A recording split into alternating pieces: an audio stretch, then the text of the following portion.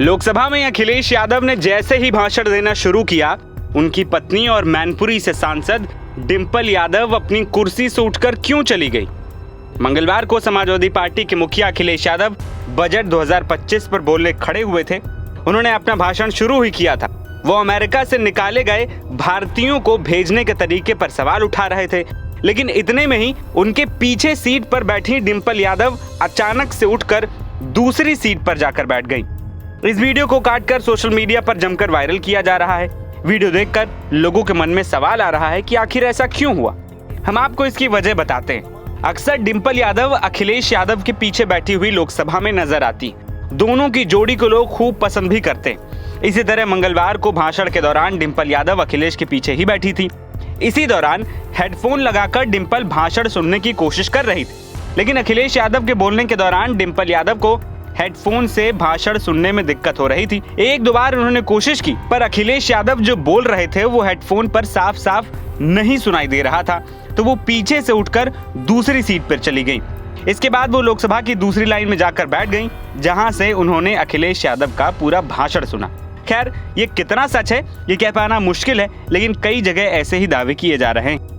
दूसरी ओर सदन में बजट पर बोलते हुए अखिलेश यादव ने सत्ता पक्ष और बजट पर सरकार की जमकर क्लास लगाई। अखिलेश यादव ने जीडीपी से लेकर डिजिटल इंडिया और ड्रोन तक सरकार को जमकर घेरा। अखिलेश ने कहा कि इस बजट में पीडीए के उत्थान के लिए कुछ भी नहीं है। जो लोग अपनी जीडीपी की कितनी कहानियां बताते थे, आज ये क्यों कम होती जा रही।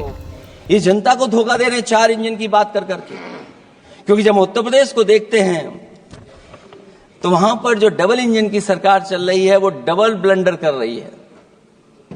उनके डबल ब्लंडर देखने को मिलने हमें। और अगर ये 4 इंजन की सरकार है, जो सबसे पहला इंजन है सभापति महोदय, वो हमारे किसान और कृषि का है। 10 साल गुजरने के बाद भी और इतने बजट आने के बाद भी आज तक किसानों की आय दोगुनी नहीं हुई। ये हमारे तमाम माननीय सदस्य समय समय पर अपने क्षेत्र की जो समस्या है फसल को लेकर के सवाल खड़ा करते हैं। कई किसान नेता आंदोलन कर रहे हैं, अभी भी आंदोलन चल रहा है। सभापति महोदय, इस सरकार के पास जो विकसित भारत का सपना दिखा रही है, अभी तक किसान की आय दोगुनी कैसे हो उसका कोई रोड मैप नहीं है इनके पास। अगर कोई रोड मैप रहा हो तो बता दें हमें। हमें किसान के ऊपर कर्ज और कर्ज के ऊपर कर्ज नहीं बनाना है।